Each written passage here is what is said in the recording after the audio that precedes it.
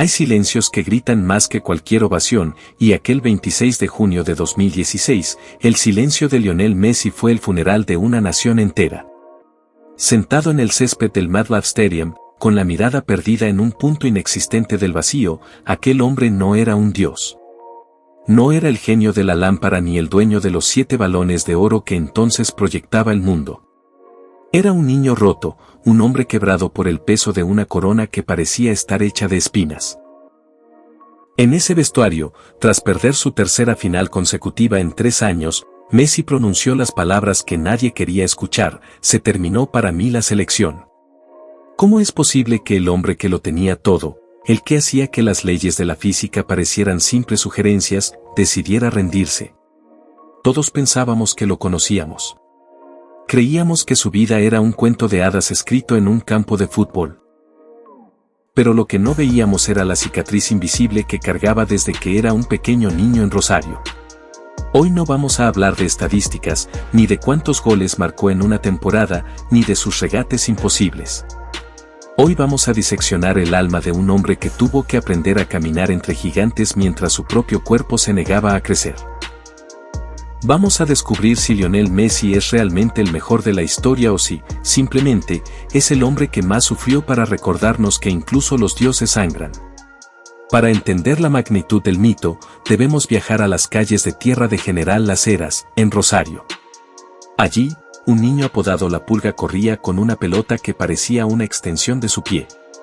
Pero no se equivoquen, esta no es la típica historia del niño pobre que llega a la cima. La tragedia de Messi empezó con un diagnóstico médico: déficit de hormona de crecimiento. Imaginen por un segundo la psicología de un niño de 10 años que tiene que clavarse una aguja en la pierna todas las noches para poder alcanzar una estatura normal. Mientras otros niños soñaban con juguetes, Leo soñaba con centímetros. Esa aguja no solo inyectaba hormonas, inyectaba una disciplina férrea y un aislamiento emocional que lo acompañaría para siempre. Messi aprendió temprano que si quería sobrevivir en un mundo de tipos grandes y fuertes, su única arma era ser más rápido, más inteligente y, sobre todo, más silencioso. Esa timidez patológica que muchos confunden con arrogancia o falta de carácter es, en realidad, el búnker que construyó para proteger al niño que tenía miedo de no crecer. Cuando el Barcelona aparece en escena, no lo hace como un salvador romántico, sino como un negocio de riesgo. Aquella famosa servilleta de papel donde se firmó su primer contrato no era un documento legal, era un pacto de sangre. A los 13 años, Messi dejó su casa, sus amigos, su madre y su ciudad para cruzar el océano. ¿Qué hiciste en Barcelona en los primeros días que estuviste allá? Y recordemos todo Barcelona. Y recordemos. ¿Futbolístico? ¿Los entrenamientos? ¿Qué cosas te hacían hacer? Trabajo con pelota, pateamos el arco. Nos haríamos cono, 1 contra 1, y después al final hicimos fútbol. Teniendo en cuenta que venías de Newell's, con tus amigos, ¿te sentiste nervioso? ¿Cómo te sentiste en los primeros días, en los primeros entrenamientos? Sí, en los primeros días un poco nervioso, pero después ya me fui adaptando. Leo Messi, uno de los jugadores de este equipo que ha marcado 2 goles en este encuentro. La temporada pasada, Leo, no pudiste prácticamente participar con el equipo porque tuviste una lesión. Supongo que estás contento ya de poder volver a jugar con tus compañeros y marcar goles. Sí, la temporada pasada he jugado un partido y a los pocos minutos me he lesionado y ahora he vuelto y muy contento. La temporada pasada decíamos que prácticamente no pudiste disfrutar. Para que nuestros espectadores te conozcan, tú viniste del equipo del Newell's Old Boys. Sí, Newell's Old Boys de Rosario, Argentina. Los que no conozcan a Leo Messi, eres un 10, clásico 10 argentino, un enganche, como dicen en tu país. ¿Cómo te definirías como futbolista? Bueno, no sé, no me puedo definir yo. Todos pensábamos que era el comienzo de un sueño, pero para un niño que apenas hablaba, fue un exilio. En los pasillos de la Masía, Messi era el mudo. Se sentaba en una esquina y observaba. Ese aislamiento forjado en la soledad de una habitación de hotel en España es el que moldeó al competidor feroz que veríamos después. La necesidad de demostrar que el esfuerzo de su padre y la separación de su madre valían la pena se convirtió en una obsesión. El ascenso fue meteórico, sí. Pero acompañen este pensamiento: ¿Qué siente un adolescente cuando el mundo entero empieza a decir que es el sucesor de un semidios llamado Diego Armando Maradona? Esa es una carga que mataría a cualquiera. Messi no solo jugaba contra defensas rivales, jugaba contra un fantasma. Un fantasma que bailaba, que gritaba, que era carismático y que le exigía ser lo que él no era. Messi era el orden, Diego era el caos. Messi era el silencio, Diego era el estruendo. Y Argentina, un país que vive del mito y la pasión desmedida, nunca le perdonó a Messi ser catalán. A medida que ganaba Champions y balones de oro con una facilidad insultante, la brecha con su país se hacía más profunda. No siente la camiseta, decían. No canta el himno, gritaban desde las tribunas. Todos fuimos testigos de esa paradoja cruel, el mejor jugador del mundo era un extraño en su propia casa.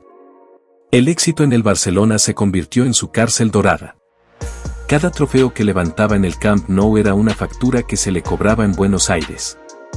¿Por qué allá sí y acá no? Esa pregunta lo persiguió durante una década, transformando su carrera en una búsqueda agónica de validación. Llegamos entonces al nudo gordiano de su vida, las finales perdidas. 2014 en Brasil. Alemania se quedó con la Copa del Mundo, pero no hay ni un reproche para hacerles, ni uno. Quiero aplaudirlos. Ha sido extraordinario lo del equipo argentino.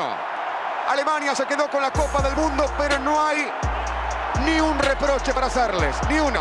2015 en Chile.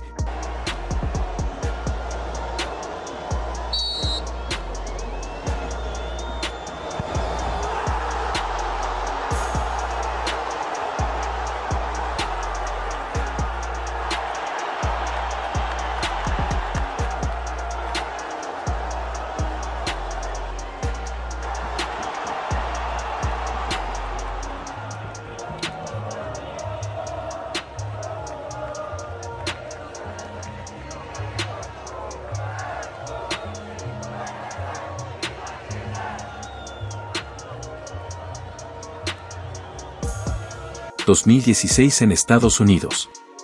3 finales, 0 goles, 3 derrotas. El destino parecía estar burlándose de él. En la final del Mundial 2014, Messi pasó por al lado de la Copa del Mundo y su mirada fue la de un hombre que ve el paraíso pero sabe que tiene prohibida la entrada. Esa foto es el resumen de su martirio.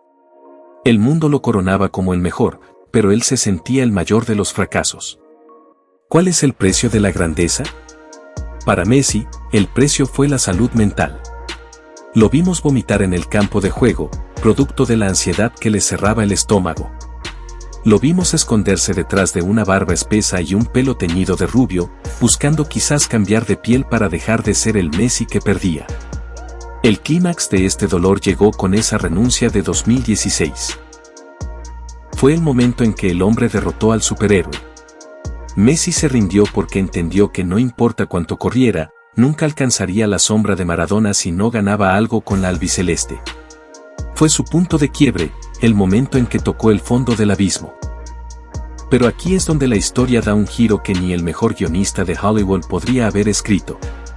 La renuncia de Messi no fue el final, fue un exorcismo. Al decir no puedo más, Messi se liberó de la expectativa de ser perfecto. Y cuando regresó, ya no lo hizo como el niño prodigio que debía cumplir con un contrato social, sino como un líder veterano que aceptaba sus cicatrices. La transformación que vimos a partir de 2019 fue fascinante. Messi empezó a hablar. Messi empezó a pelear con los árbitros. Messi empezó a ser maradoniano en su forma de defender a los suyos. El punto culminante de este viaje emocional no fue la técnica, fue la furia. La Copa América 2021 en el Maracaná fue el primer paso de la redención. Señoras y señores, se va a terminar. ¡Vamos, que la terminó! ¡Se terminó, Leo! ¡Se terminó, Leo! ¡Se terminó! ¡Se terminó, Leo! ¡Se terminó! ¡Carajo, se terminó! ¡Basta! ¡Se terminó, Leo! ¡Se terminó! ¡Vamos, Argentina! ¡Vamos! ¡Vamos, Argentina! ¡Se terminó! Pero el destino le tenía guardada una batalla final en el desierto de Qatar. Qatar 2022 no fue un torneo de fútbol, fue una odisea griega. A sus 35 años, Messi ya no tenía la velocidad de los 20, pero tenía la sabiduría de quien ha muerto y resucitado varias veces. La final contra Francia fue el resumen de toda su existencia, el éxito absoluto, el miedo al fracaso inminente cuando Mbappé empató el partido, y finalmente, la gloria. Cuando Montiel marcó el último penalti, Messi no salió corriendo. Se arrodilló. No último pênalti. Um pênalti que o Montiel bateu. Câmera exclusiva da Globo, nós estamos com o Messi.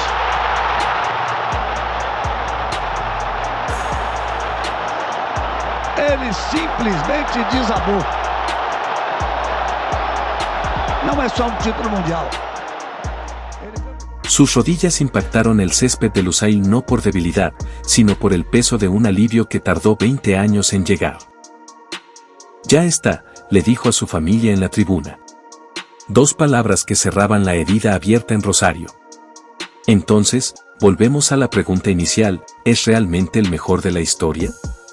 Si medimos la grandeza por la capacidad de caer, ser humillado por todo un país, renunciar y luego volver para conquistar el mundo cuando todos te daban por muerto, entonces la respuesta es un rotundo sí. Messi no es el mejor porque nunca se equivocó, es el mejor porque es el que mejor ha sabido sufrir. Aquel niño que se pinchaba las piernas en la oscuridad de su cuarto en Rosario terminó bañándose en oro bajo las luces de Doha. La historia de Lionel Messi es la biografía de nuestra propia lucha, la lucha por ser aceptados, la lucha contra nuestras propias limitaciones físicas y emocionales, y la búsqueda incansable de un lugar al que llamar hogar. Al final, Messi no solo ganó un mundial, ganó el derecho a ser humano en un mundo que lo obligaba a ser un dios. Y quizá, solo quizá, esa es la mayor victoria de todas. ¿Crees que el sufrimiento de Messi en la selección fue lo que lo hizo finalmente más fuerte que Maradona, o el Diego siempre tendrá un lugar que Leo no podrá alcanzar? Me encantaría saber tu opinión en los comentarios. Si el video te gustó, te invito a compartir el video y a suscribirte al canal. Esto ha sido El Dominio, en una anécdota más.